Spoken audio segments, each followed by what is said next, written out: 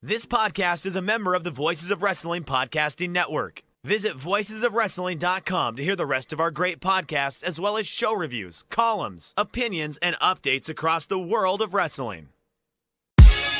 Competition starting to get thick, it's the click, so I hope you watch your A game. A man, no lame. From the track when we unite and spit, this is an A game. Better bring your A game.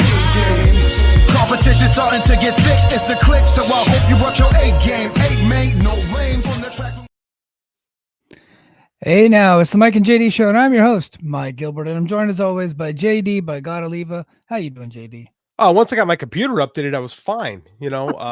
School started. We had like a thing at school night. We had to be there till like 9 o'clock. So I was rushing to get home, and then I had to get the kid to bed. And then we had to, I promised him I play chess with him every night. So trying to be a good dad. And then I get the computer turned down. And it's like, oh, it needs to be OS needs to be updated. I'm like, God damn it. So like trying to get a lot of stuff done. How are you? I hate whenever I come to my computer and I'm like in a hurry, and then I go to turn it on and it's like, oh no, we have to process an update that's gonna take like 15 to 20 minutes. So annoying. It only took 5, but it was like critical. It was like probably more like 8, but it was like, man, I have to get this done now. It was just irritating. So sorry, everybody. My fault. No, it's all good. The chat is already lit. We got a lot of people checking us out tonight. We do have a very special guest who's going to be joining us towards the end of the show. His name is Jamie Scott Greer, and he wrote a book called, hold on just a second, I have it written down. It's a long title. Oh God, my thing didn't work. Hold on. It is called, I just tweeted it out. Sorry, folks. It is called Killers, Butchers, Crybabies, and Canadian Destroyers: The History of Wrestling in Windsor. So I love that title. Yeah, that's a cool title, man. But it's like just too many words for me to remember the whole thing. So, but I've typed it down a few times, and so I'm like, okay, I'm gonna get this title. But yeah, it's let me say that one again. And it's actually available now on Amazon. You can get it at Amazon Prime. I actually have a book coming to me soon. It should be in my mail. I was hoping to get my copy today. I actually checked the mail right before I went on the air because I at least wanted to show the physical copy. But it's Killers, Butchers, Crybabies, and Canadian Destroyers: The History of Wrestling in Windsor. So we're going to talk to him about his upcoming book and probably fire away some questions about the new upcoming Maple Leaf Pro Wrestling promotion that I know JD and I are pretty excited about because I think they got some cool announcements that they just made. But man, it's been I just share a quick personal story. So I think probably the worst thing about being an introverted dad is that like when you're walking your kid to school and she has like a little friend, she's like, hey daddy, can you get her daddy's phone number? And I'm like, just like so fucking like like awkward. I'm like, sure, honey. And then I'm like, hey, my daughter wants me to get your phone number. And it's like the most awkward thing in history. Has that ever happened to you? So I do not have any of my son's friends' dad's phone numbers. Okay. How I got more? I can top one. I can top it. So like my son's workout partner for wrestling. Like again, I don't live in the town that I coach in, that our son is in the club, and I live about 25 minutes away.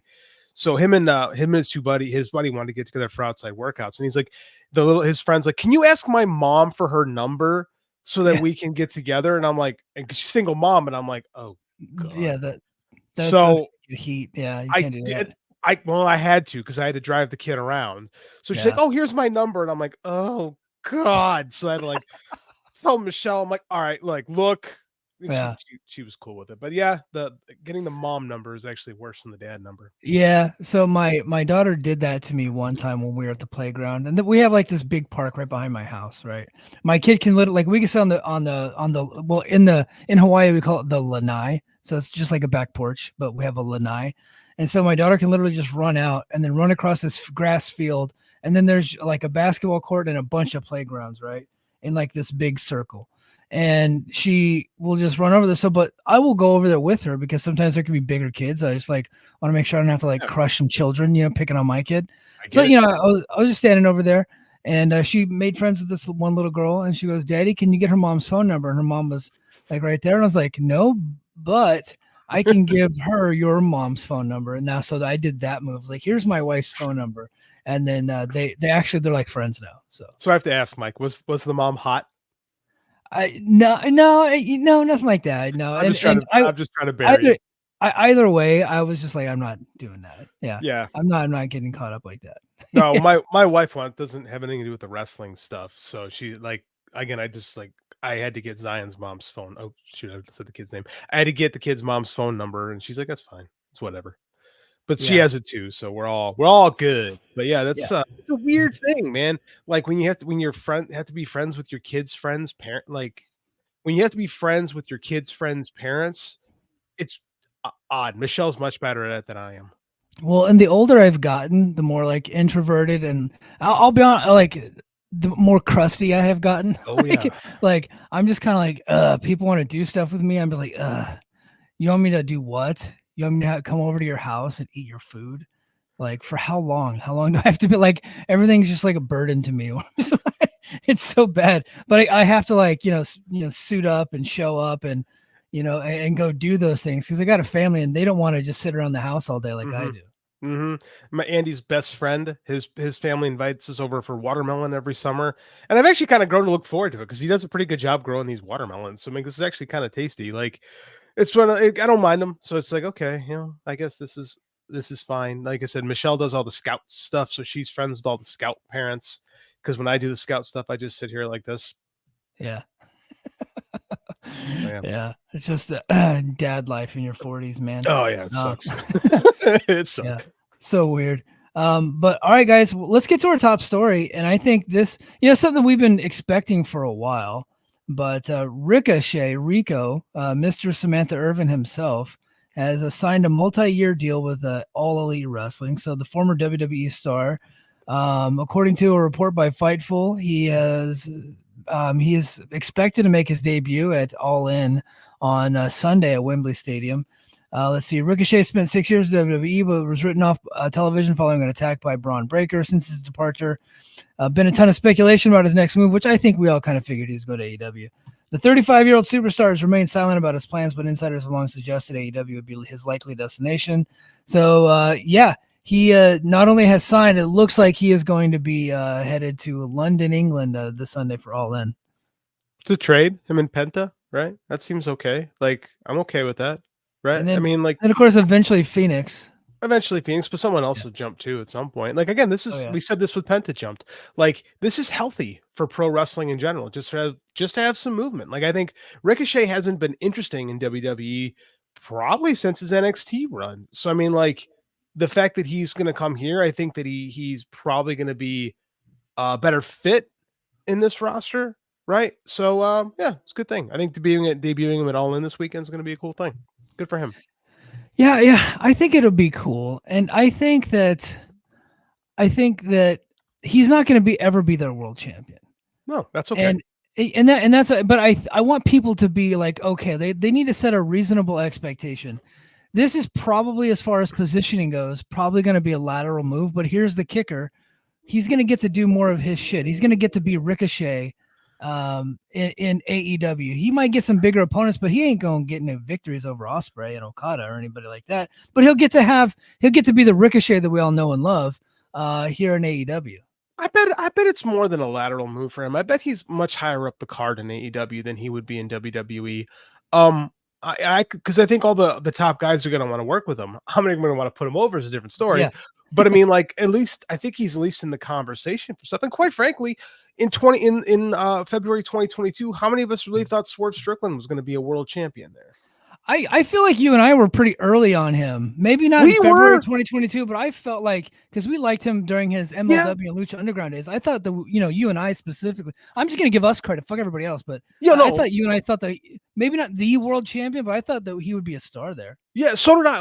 I remember having this conversation on the old show, and we said, yeah, he would be big. But I mean, like, I don't think we were on an island, but it was pretty comfortable. It was like a resort. There weren't a lot of people there. No. So I think here's the thing is, like, you move into these places, some good things can happen. Yeah. Right. I don't want to sit there and say, well, he's not going to do this. It's because for a lot, he kind of curtain jerked a lot of his WWE run. He did. So at least he has a shot to at least become a player here, and then it's on him. AEW is kind of sink or swim with like what you do, you know, like they push you if you can find a way to get over, you know. So I think I don't know. I think this could be a good thing for him. Like I said, he's going to have to get out of his comfort zone. Like I'd like to see him be Prince Puma, quite frankly. I thought Prince Puma was awesome, and Prince Puma was awesome. And I love Ricochet, specifically his New Japan stuff that he did, and of course I've never been a PWG guy. It was just never been my thing.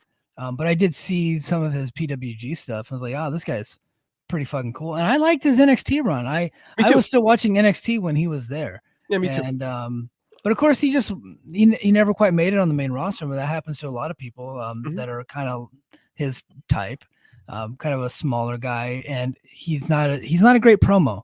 No. Never has been. That's always going to be a weakness of his. I am worried about seeing him in, and I think somebody tweeted out like a meme or a picture or something like that of him and like facing off with Jericho over the FTW title. like I do worry about stuff like that. It's like, can we just, let him do the cool shit, let him wrestle Pac and Ospreay and Okada, let him, I want to see Omega, I think that would be cool when Omega's healthy. Like, let him do the cool stuff, but keep him away from all the dumb stuff. I want to see Omega. That's what I want to do. I just really want to see Kenny Omega again. Yeah.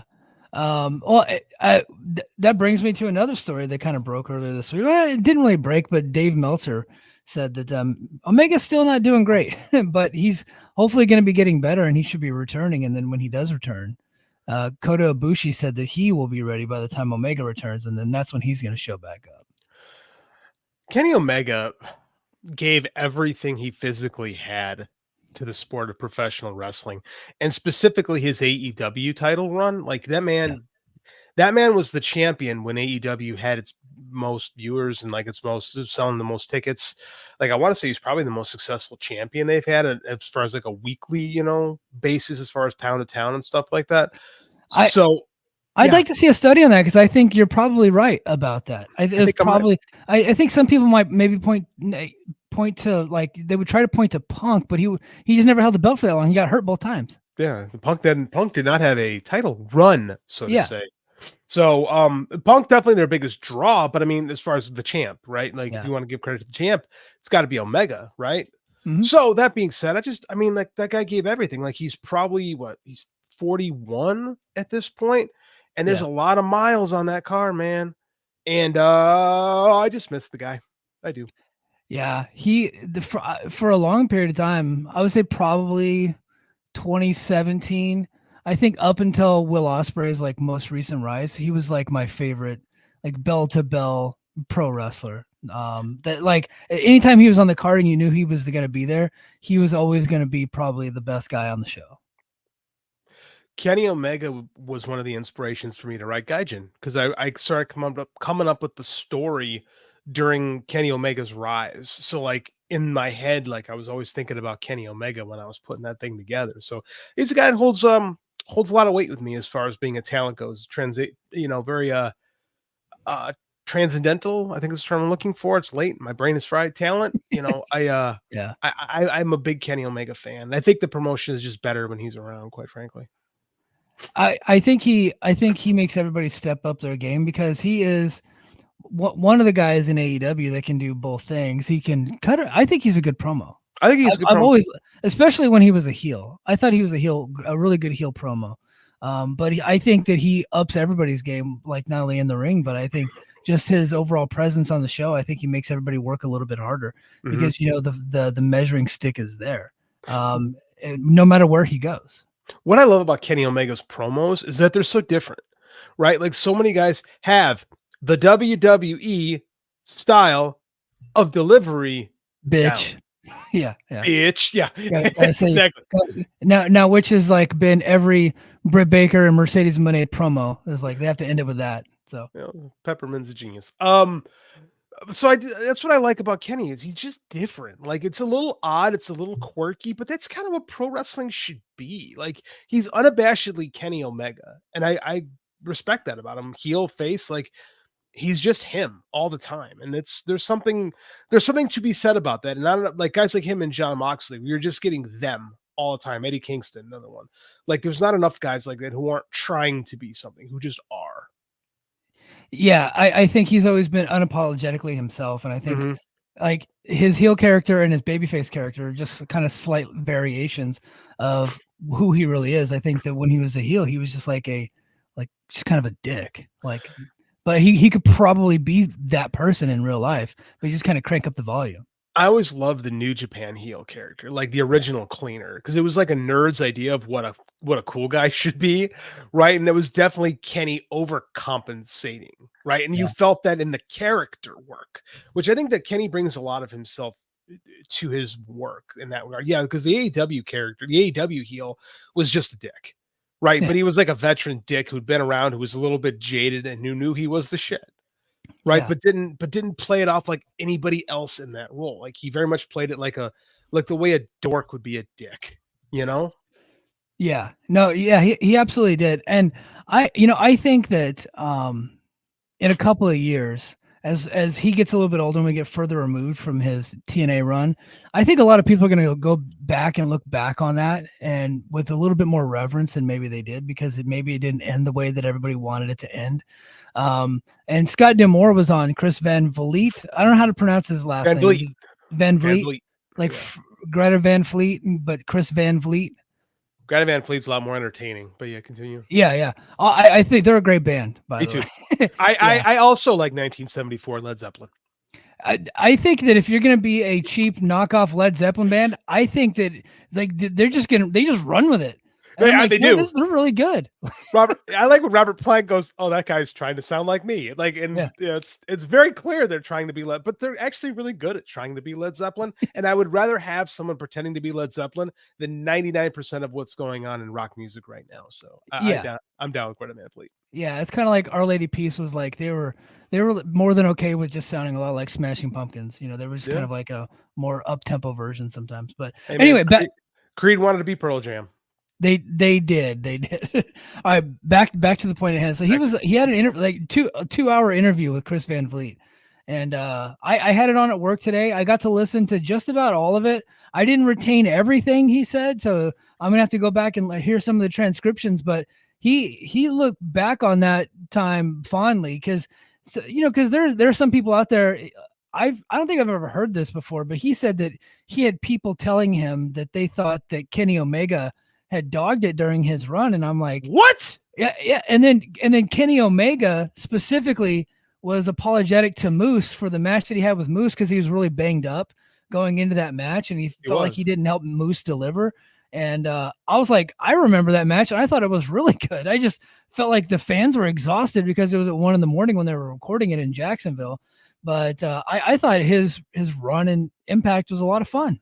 The only disappointing thing was him and Rich Swann, and that wasn't Kenny Omega's fault. Kenny Omega blew Rich Swann up, and Rich Swann could not keep pace with him. Yeah, well, I think there's a lot more going on with Rich Swann, and we'll probably talk. I think Yeah, you're we'll talk. probably right.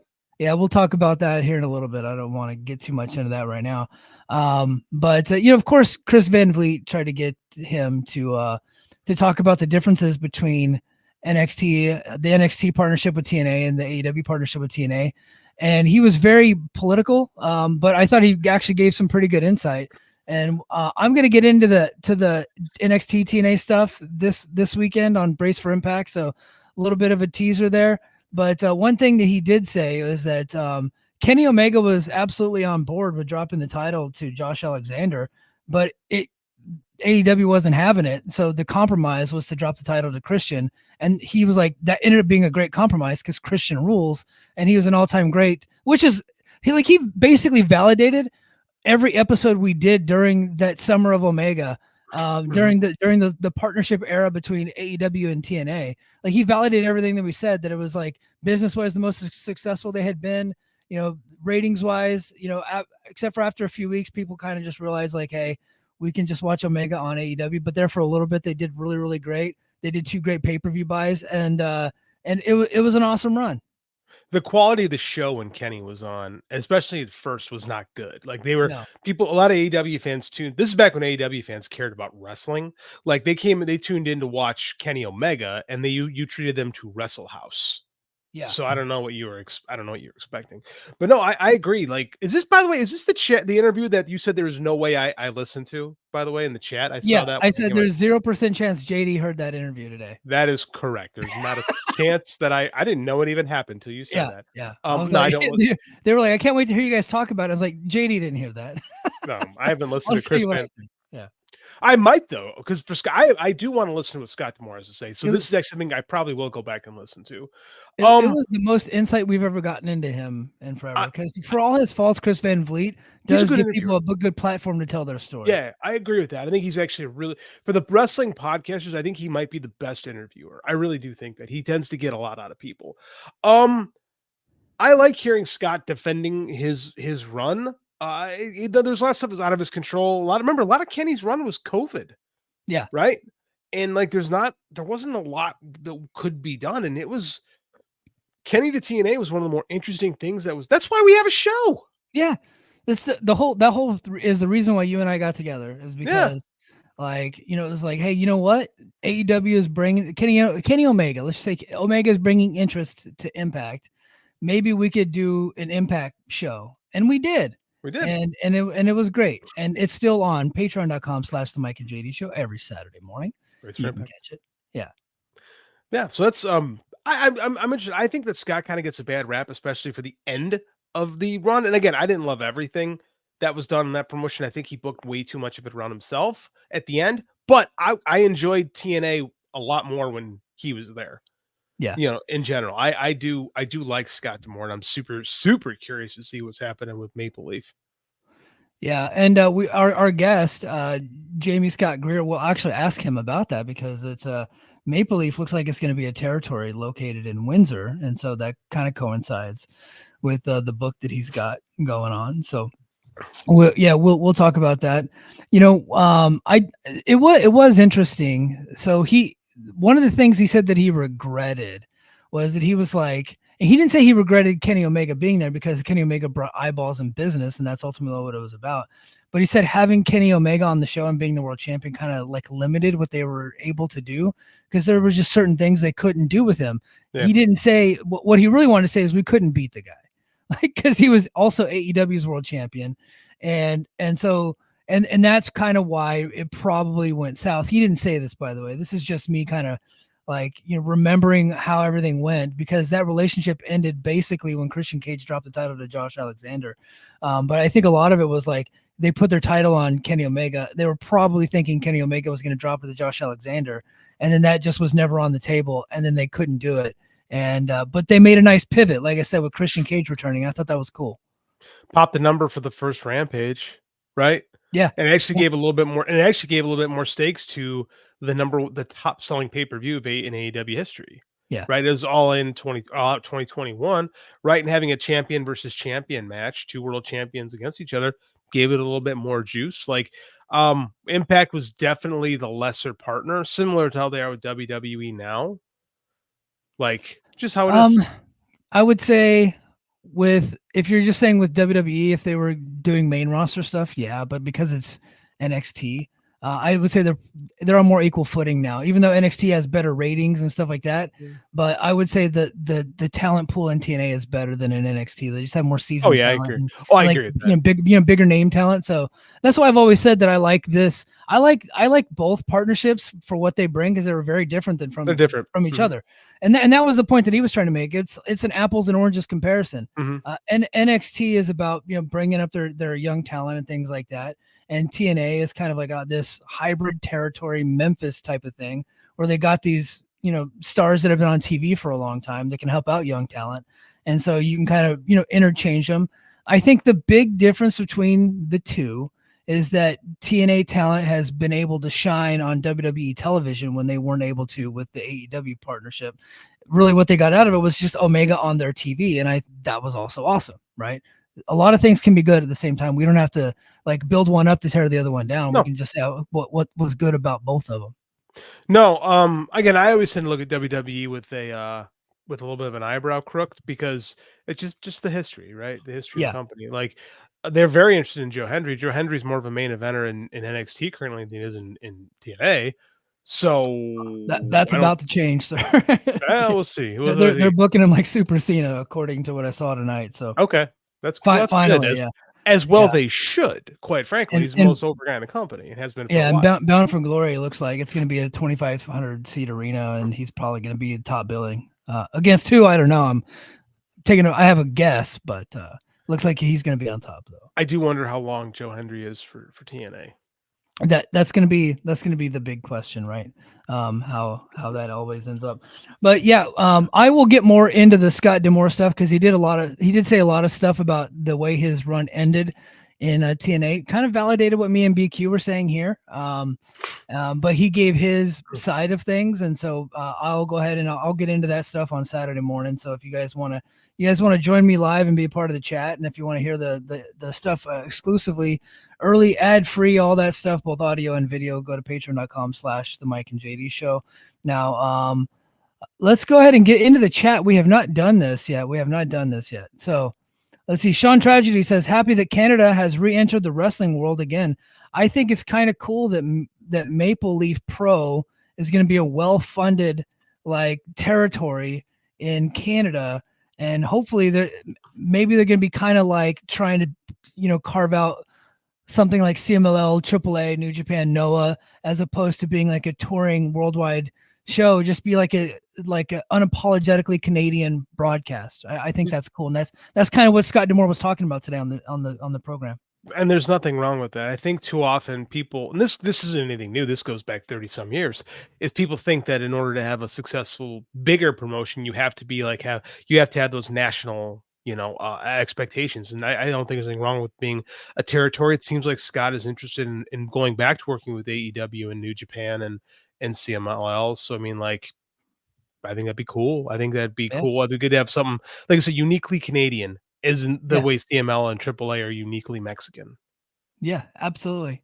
North says, talking about Ricochet, keep that man away from a microphone and let him flip on TV. Yeah, just let him be him.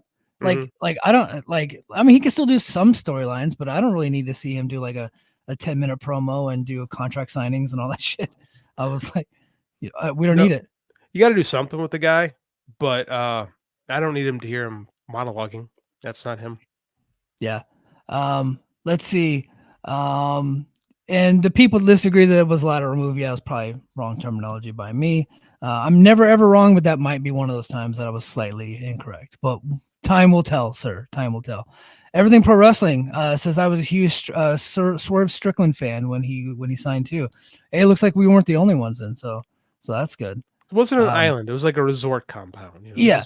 There were some people having fun, but it wasn't packed, I oftentimes will look back on something and think that the whole thing was my idea. And that came to light recently. You remember that movie Sideways? Sideways. The one with Paul Giamatti? Paul Giamatti and the Ned from Wings. I can't remember. Thomas Hayden Church. Thomas Hayden Church. I said something on Twitter because somebody had a GIF of that movie, and I just quote to it and was like, "Hey, nobody watched that movie but me, but it was an awesome movie." And I was just flooded with a bunch of people that not only did they watch it, but it turns out that did like 100 million at the box office. Yeah, it was a pretty big movie. That's why Thomas Hayden Church, I believe, was Oscar nominated. He may have won, I don't recall. And that landed him Spider-Man. He played Sandman and Spider-Man because of that. So it's a pretty big movie. Yeah, but I do that all the time. I'll look back on something like, yeah, I think I was the only one that liked that. And turns out it's no, actually way more people than just you liked it, Mike. Well, it's so weird when things like that come out because something like Sideways, it doesn't feel like a lot of people liked it. But I mean, have you ever met a single human being that says Avatar is his favorite movie? I don't think so. No, not unless they're just Cuckoo Over Gone or Dances with Wolves is the same movie. It is the same movie as Dances with Wolves. Yeah. I like the exact same movie, but it's that's the number. I believe that's still the number one money making movie of all time. And yet I've never heard a single person go, God damn, I could just watch Avatar 12 times a day. Or there's a big moment when I showed my son Avatar for the first time. You don't ever hear stuff like that. Yeah. You legit never hear that. Okay, let's see. Kenny Omega having some of the best matches I've ever seen in my life with no shoulder, broken heel, and vertigo will forever have him in my all-time list. For real. Yeah, absolutely. Dream Ultra Crazy, AEW had a better relationship with TNA than WWE. Numbers don't lie. Plus, know. WWE never sends their top talent down there. It's It says a different lot though. about both companies. Like I said, I think it's a different relationship, and I think TNA likes the fact that their talent's getting shine on WWE television and just bringing that back, which was something that they didn't get out of the AEW thing. But they also like the Omega thing, right? So like they're just different.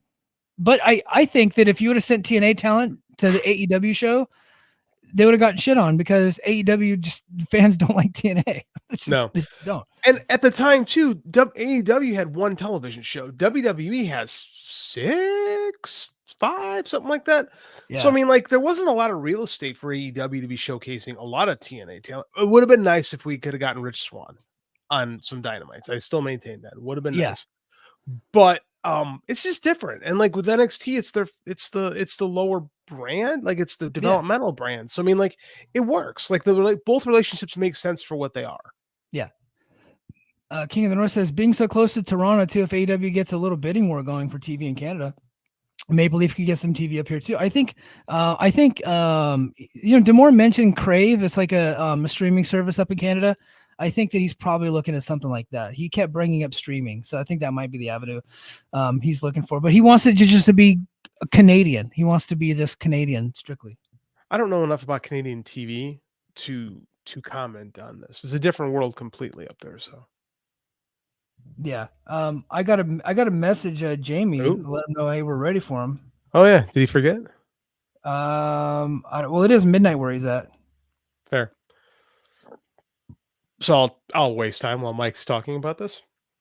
I'm actually, because like if you actually look at the history of the original Maple Leaf Wrestling, the promotion run by the Tunnies from like probably the 40s to the 80s, it was super interesting to the end because like they always had, like Maple Leaf always had a really good relationship with the Vince Senior WWF, and they always ran there, and then that ended.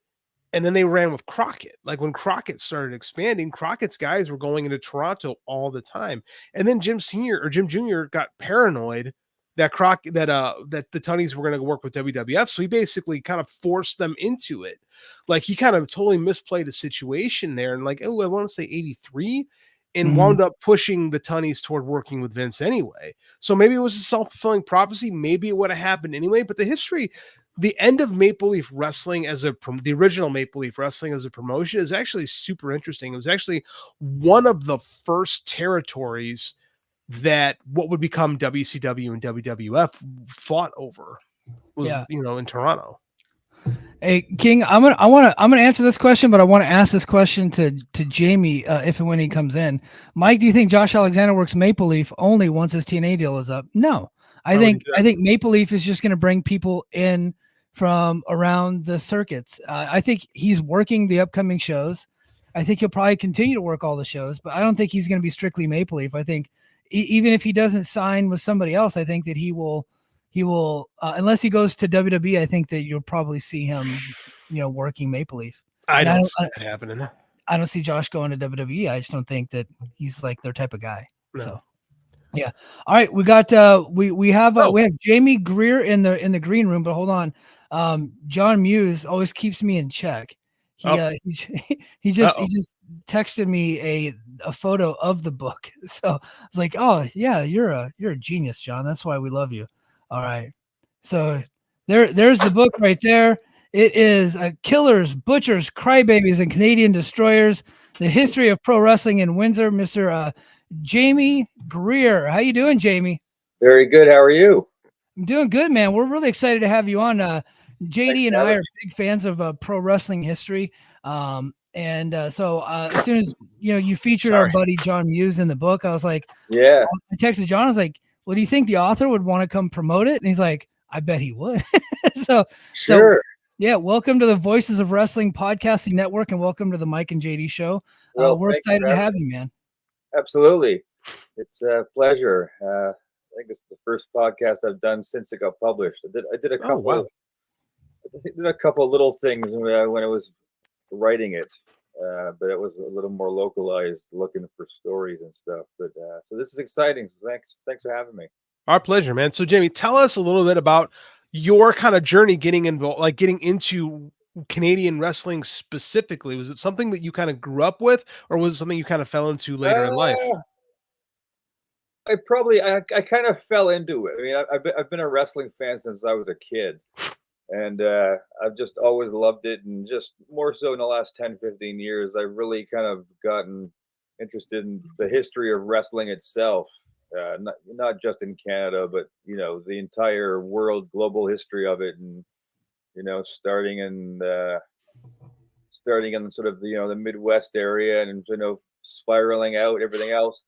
So I was writing for Last Word on Pro Sports, the wrestling department, and I was doing that for about 6 years. And then during the pandemic there, I was looking for an article. I knew that we had two WWE Hall of Famers from Windsor, Killer Kowalski and Abdullah the Butcher. So I was thinking about writing an article about what Windsor's given to pro wrestling history, because I knew about those two. And then I had George Crybaby Cannon and his Superstars of Wrestling show. And then we had Scott D'Amore from TNA, well, now Maple Leaf Pro. So I knew we had those things. So I thought, there we go. I've got a cool little article of some stuff Windsor had. So I was researching the article and kind of got a bit more, and then realized, oh, I could do a few articles. And then I kind of realized that, well, nobody's really going to want, a 5 or 6 or 8 series articles on Windsor, Ontario. So it kind of just morphed into a book, and it just kept getting bigger and bigger and bigger because I kept finding more and more stories and more interesting things. Because for those who don't know, Windsor, Ontario in Canada, we're directly across the river from Detroit, Michigan. Yeah. So we're essentially the same. We're like the sister city. We're like our city is separated by a river. So you could literally just drive like over a bridge, yeah, like through the border on into Windsor, right? Absolutely. I live close to downtown, and I can make it across to Detroit in about 20 minutes. So it's okay. It's very close. I did some good gambling in Windsor back in the day. Oh, yeah, I bet. So like when one of my favorite things about writing and really digging into stuff is researching and absolutely. What are some of the things that really surprised you that you uncovered that you didn't see coming when you were putting this together? Like what was something that kind of I didn't see that happening? Like talk a little bit about that. There were some cool things. One of the cool things was because I've been a big fan of Chief Don Eagle, the Indigenous star. Everything I'd read up until researching the book had him starting off in Montreal, the Montreal territory, which is perfectly reasonable because he's from the Kananakwe reservation just outside Montreal. So it's a pretty reasonable assumption that he started in Montreal because that's roughly where he lived. But what I discovered was I have him doing a 6-month stint in Windsor and Detroit for about 6 months before his Montreal debut. So I've managed to figure out that he started wrestling almost a year earlier. And it looks like he came through because his dad lived in Cleveland. So because they were Mohawk, they could travel across the border at the time. Oh, okay. Because their passports would let them cross the border without being stopped because it's all part of Mohawk territory. So he was constantly going back and forth between Montreal and Cleveland, where he was the gold gloves boxer.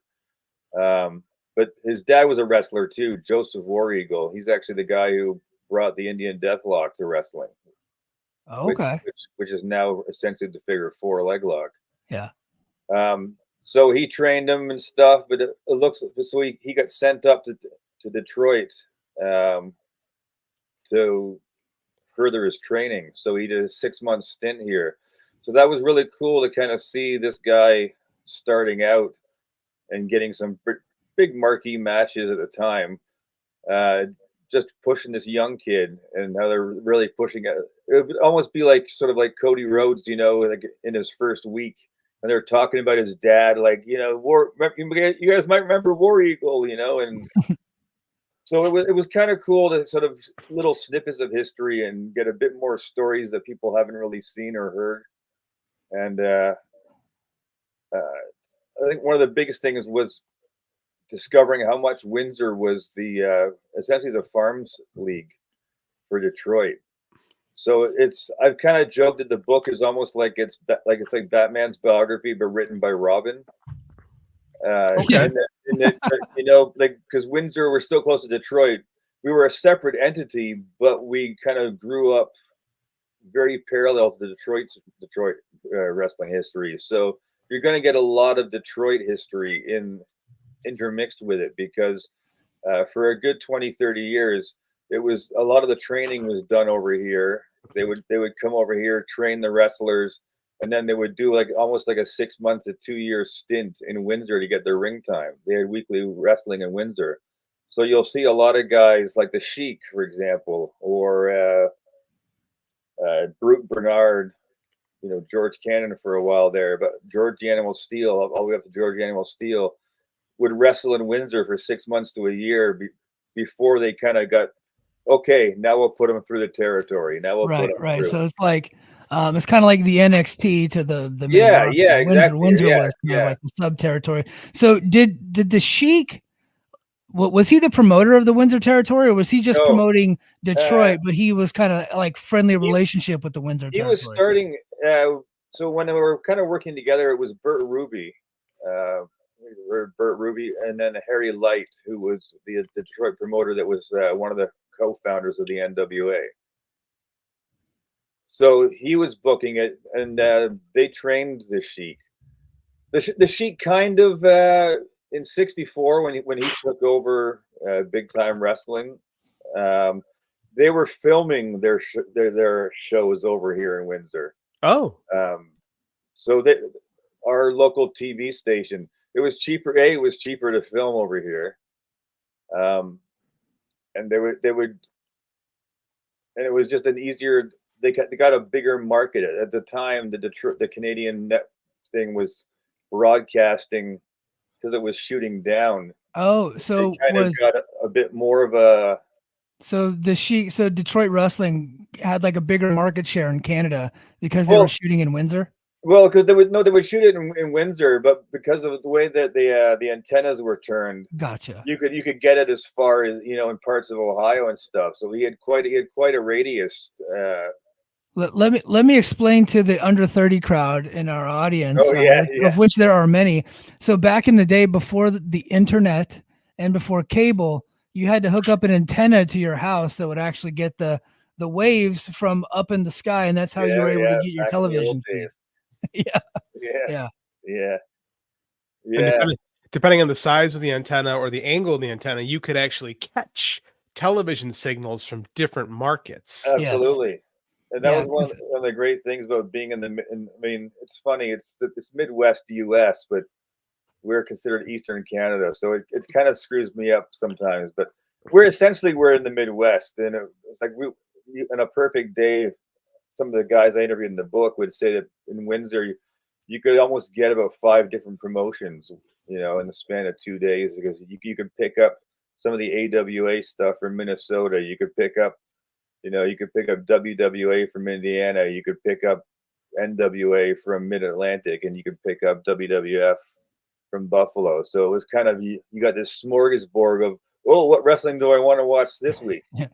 Yeah. Which one was the predominant promotion in your area? I mean, obviously besides Big Time, but I would say it's probably AWA, right? Or was it? It would have probably would have. Well, WWA was pretty big for a while. They actually warred for about 3-4 years in the early '70s there, when Dick the Bruiser decided to come back and reclaim Detroit, because he had been the #1 guy in Detroit from '59 to '64.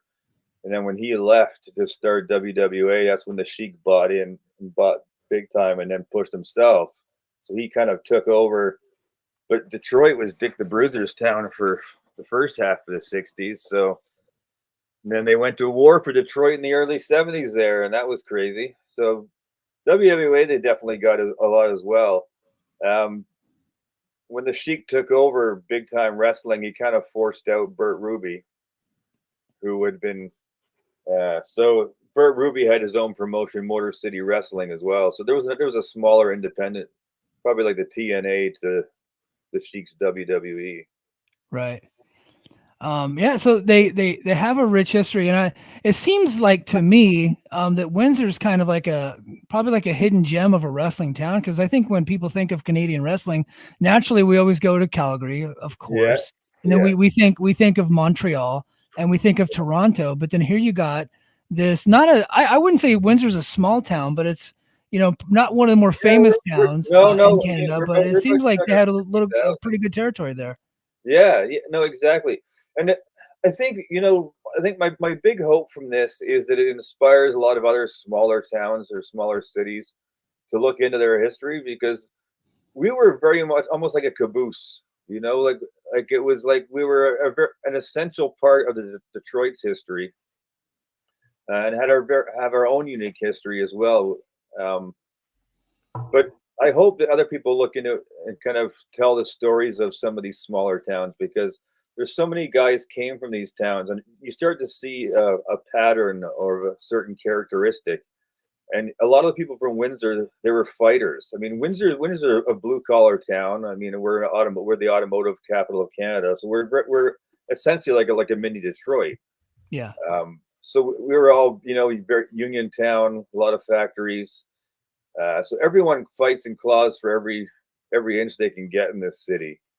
And you start to see, because I do profiles for every era. There's profiles in all the various wrestlers that came from this area, and you see that a lot of them had these stories of where they kind of fought and clawed their way into the history books because they were making it one way or another, and it's very indicative of this era. And you've noticed that a lot of hardcore came out of Detroit and Windsor. Yeah, well, I mean, A lot of Sheik, right? Yeah. But even going back, like Bull Curry. Oh yeah. I mean, he was from Connecticut, but he did most of his training here in Detroit, and Detroit was pretty much his second wrestling home, if not his first. And but then you had another guy, Nanjo Singh, who was an East Indian wrestler who was also very violent, and him and Bull Curry had some very bloody, vicious battle. This is the 1930s. Wow. They were using chair shots and drawn blood, and Detroit was ostracized for having these. There's a guy, Ivan Kamakov, Russian. He was part of the Kamakov tag team in the AWA in the 50s and 60s. But in the 30s and 40s, when he first started out, he was using a coat hanger. He would the triangle part. He would bend it. He would put it around the guy's head and try and strangle him. And then if that didn't work, he would use the hook and start gouging him on the face. Oh my gosh. This is the 1940s. So Detroit had this heart, and then of course, so there's no doubt by the time the 50s came and the Sheik, he'd grown up on all these guys being these savage brutes, and he was like, got to keep the tradition going. And then of course, Abdullah the Butcher from Windsor, Killer Kowalski from Windsor, both in that same era, also very tough, hard as nails, bust people open. So there's something in the water in this area, the Detroit River. All of Windsor and Detroit's wrestlers came out pretty hard nosed, and so it's a pretty fun ride. Yeah, did they do some pretty big houses in Windsor? Like, did they sell a lot of tickets there? Our biggest venue was the Windsor Arena. That was kind of our Madison Square Gardens. I'd say on average it held about 8,000. It was bigger actually in the 1930s than it was later on, because it was repurposed to be the home for the Detroit Red Wings for the first 2 seasons. While they were building the Olympia, the Red Wings didn't have an NHL-sized arena. This is in 28, 29. So they expanded the Windsor Arena to hold about 9,000-10,000. It's since back down to about 5,000 when it became like an OHL team. But so they got some pretty big ones then. The biggest one they got was 12,000 for Jim Londos in 1930. Back when Jim Londos was probably the pound for pound the highest drawing I'm wrestler. he's still Yeah. the highest drawing wrestler of all time, right? I mean, he has to Absolutely. be. I mean, I think so. I think when you factor everything in, that he's the number one draw for sure. Especially adjusted for inflation. I mean, Yeah. it's When you insane. yeah. Crazy reading some of the numbers, but yeah, he got 12,000, and that's still the local record here. But I was doing the math, and so I think it was 9,700 was the capacity for the NHL games at that point. So you figure there's probably another 1,000 on the ice, another 1,000 standing room. But that's probably that was a pretty packed arena.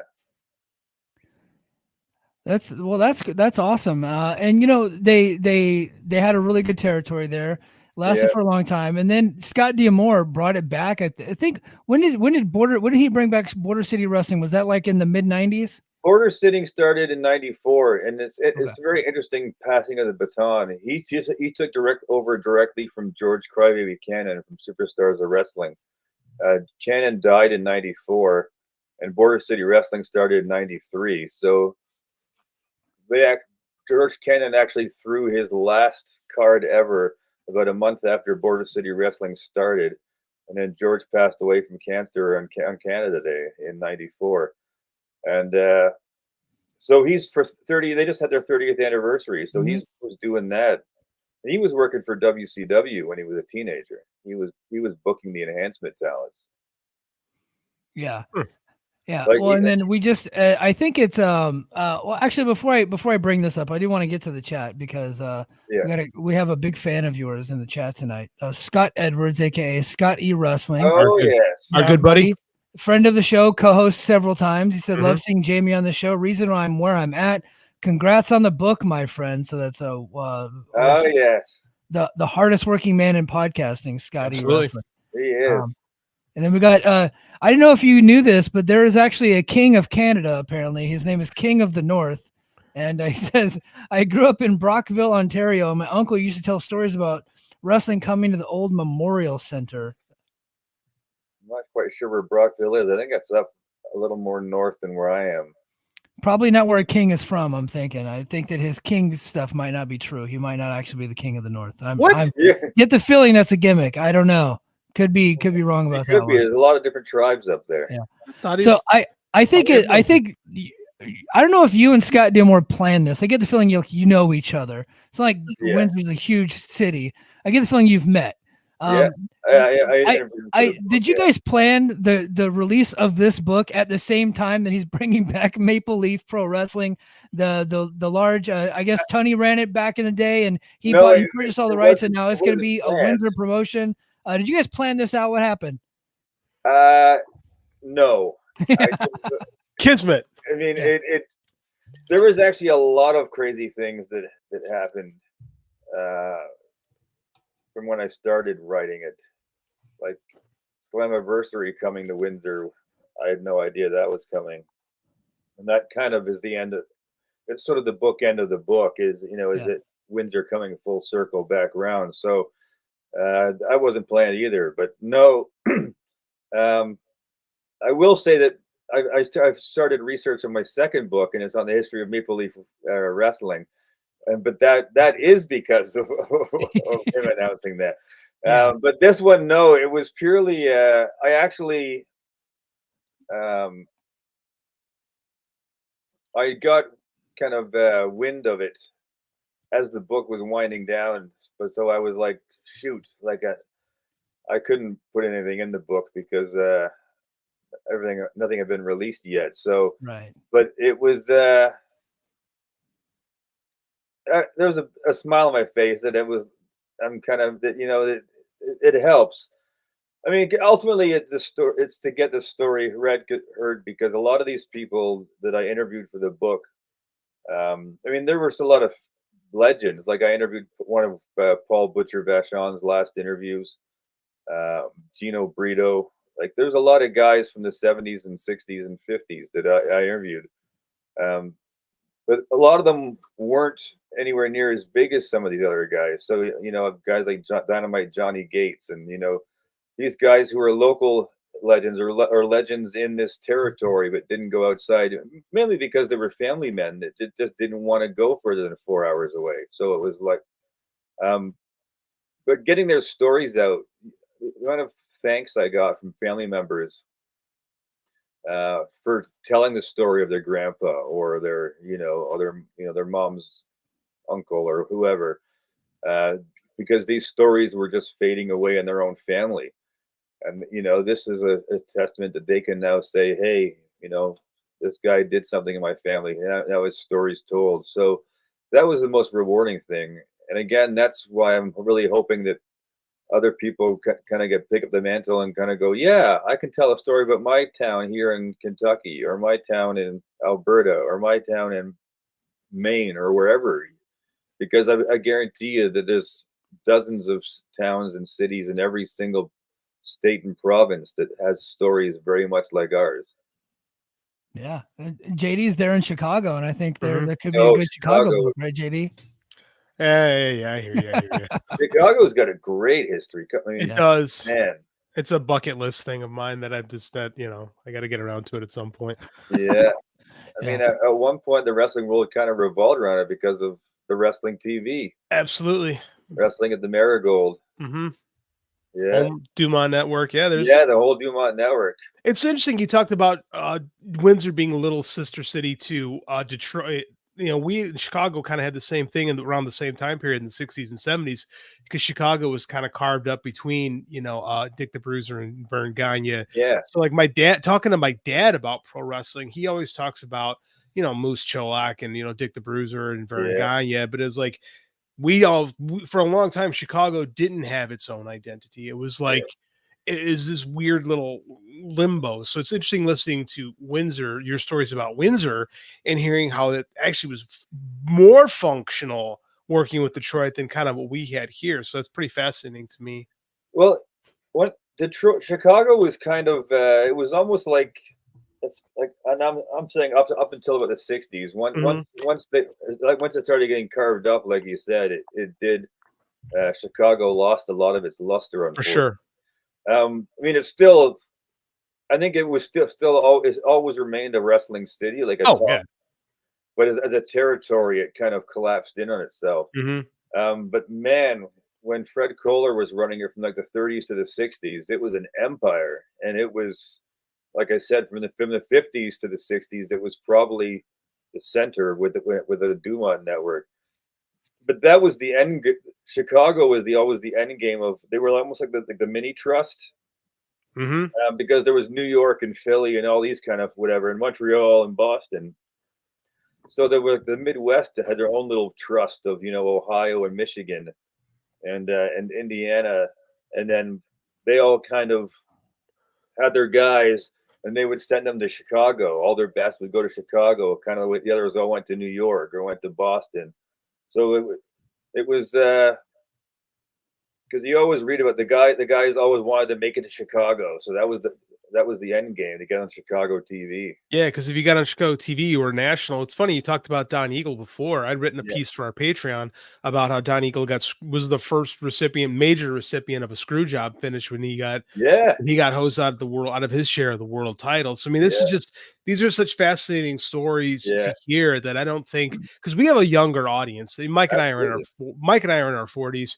A lot of our audience is like, late 20s, early 30s. So, I mean, like we kind of get to wax philosophically on the history of stuff sometimes. So I love sitting and listening to you talk about, what it was like, the days of Al Haft and the Sheik and all this stuff. It's so cool to me. Al Haft, the Ohio promoter, he was, a big part. Yeah. I love all that stuff. And, I'm trying to think what age I really got into the history. It was probably in my 30s. And it was just, because I kept hearing people talk about Nature Boy Buddy Rogers or whatever. And sometimes it was just to find out, like, initially from my memories. I mean, I actually, today's my birthday. I just turned 52 today. Happy birthday. Thank you. Wait a minute. Happy birthday. You should have led with that. Yeah. Thanks for spending your birthday with us. We appreciate that. Yeah. This is the best birthday present, getting to talk wrestling with people. My wife won't do it with me.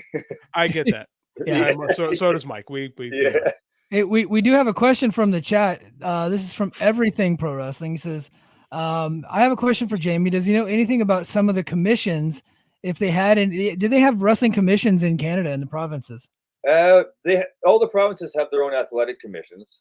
There's actually quite a few stories about it. And Canada was super behind the times when it came to letting women wrestle. It wasn't until the thanks, John. It wasn't until the now he's throwing me off. It wasn't until the early '70s when the Ontario Athletic Commission finally let women wrestle professionally. And it all fell under because they outlawed women taking part in combat sports. So like no martial arts, no boxing, no amateur wrestling. So wrestling had to either admit it was work, which would have allowed the women to wrestle, but by doing that, it screwed themselves. So they just played along and were like, "Fuck, okay." So I get sorry. So they were like, so they just didn't have women weren't allowed to wrestle. So by the late '60s, some of the people started to try and squeeze them in, and they would do them as exhibitions of like judo exhibitions. And there just couldn't be a winner. So they would essentially fight for 6 minutes. There'd be no winner, and then they would leave, and that would be their way of getting around it because it wasn't an actual match; it was just an exhibition. Yeah, it's like my 5-year-old soccer games. 1971.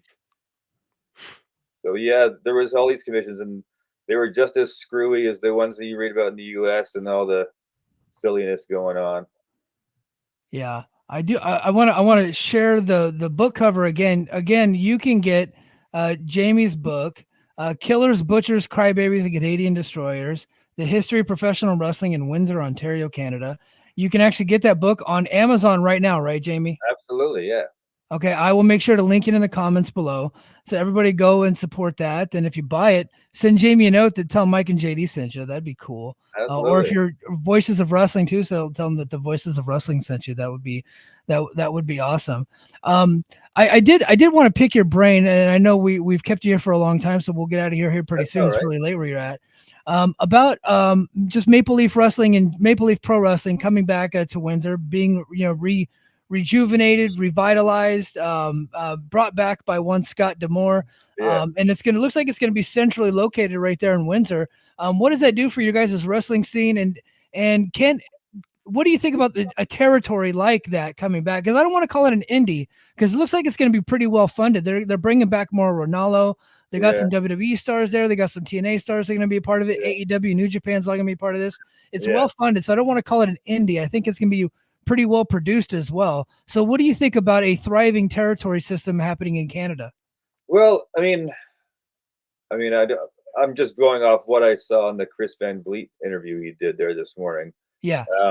But it seems like it's almost going to be, I don't want to say NXT Canada, because that's not quite but he wants to use it as a platform to help Canadian wrestlers get more exposure internationally and nationally. Yeah. Canada's a big country, but the problem is that all of our metropolitan centers are so far apart that you can't drive towns the way you can in the US. Like you can drive towns, bounce all across the US and make your way around. In Canada, you could bounce around for maybe a day, but then you've got 3 days of absolutely nothing. So it becomes really expensive to fly. So you're almost more or less landlocked. That's why you see you got Western Canada, you've got Ontario and Quebec, and then you've got the Maritimes with the East Coast. It's all so separate because of the time zones and everything. So I think it's going to be a great opportunity for a lot of Canadian wrestlers to get a lot more exposure, because ever since 9/11, it's just been really tough for Canadians to get across the border to get that kind of networking. Yeah. Yeah, well, JD and I are pretty excited about it, because when we started out, it was a TNA podcast. Like, this was a TNA podcast. It was called Brace for Impact, and we followed Scott Demore's leadership there in Impact, and so And now that he's no longer with TNA, we're kind of excited to see what he's going to do with Absolutely. Maple Leaf Pro Wrestling. And I just happen to be a fan of the idea of bringing back territory wrestling. Absolutely. And it from his interview today, he kind of made it seem like it was going to be something uniquely Canadian. Maybe even get on some type of Canadian streaming service. Yeah, I think you mentioned Crave. Crave, Do something like that. And maybe run it kind of like what CMLL and AAA are doing down in Mexico, or what New Japan and Noah are doing in Japan. Like do something like that, but in Canada. I think that's really cool. Absolutely. I just noticed you're wearing a Joe Doring shirt. Well, that's for you, sir. I figured so.